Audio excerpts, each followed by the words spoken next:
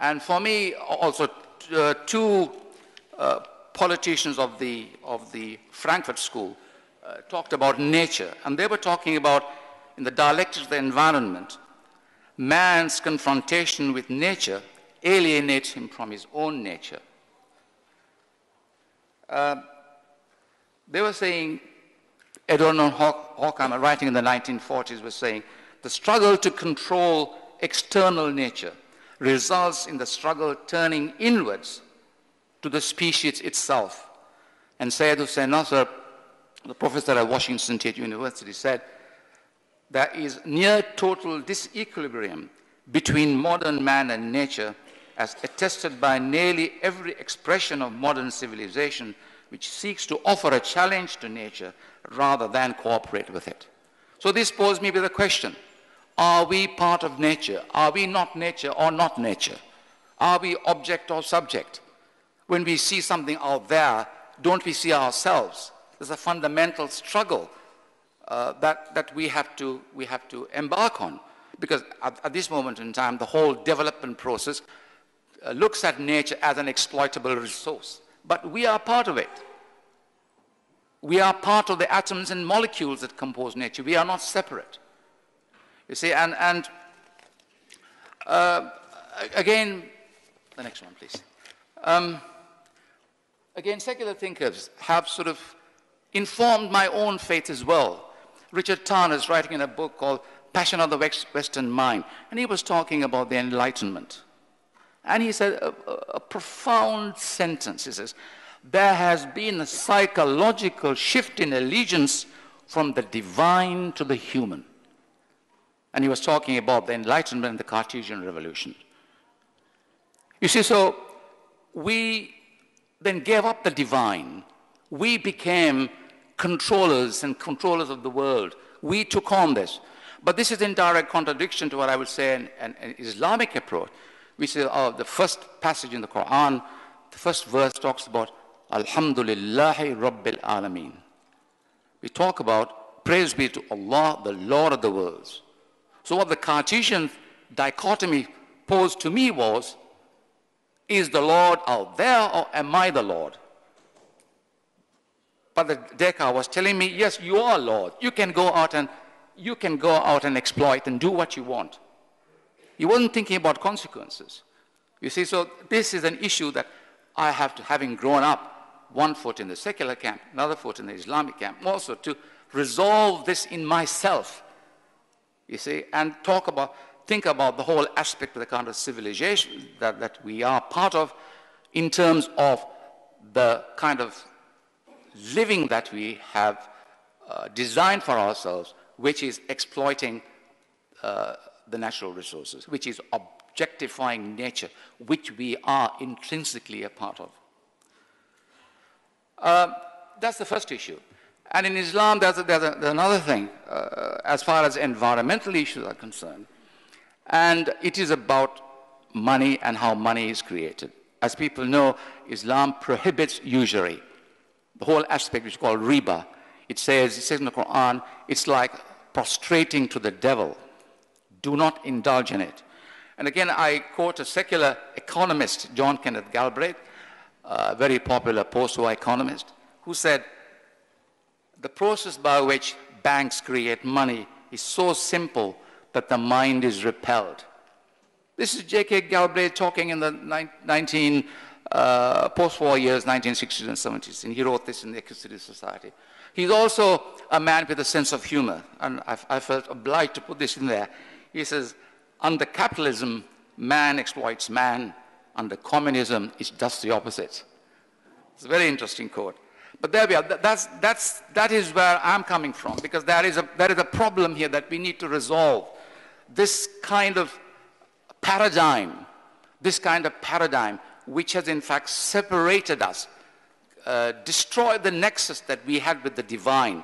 We are reconnecting. In fact, there is a dichotomy, there is a confusion amongst us, you know, of benefiting from the energy and the inventiveness of the secular world and trying to accommodate that with our religious beliefs. Okay. Once I've crossed that bridge, I'm still crossing it. What does Islam say about the environment then? I'll try and explain this to you in terms of a practical project that we were involved in. In 1998, I received a telephone call from a regional coordinator of Conservation International USA.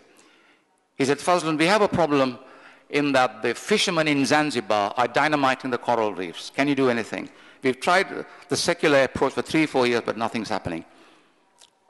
He said, can you come and give them an Islamic talk or whatever? I said, we are devising a training program based on the Islamic model. And what we've done is we deal with this in 3 parts.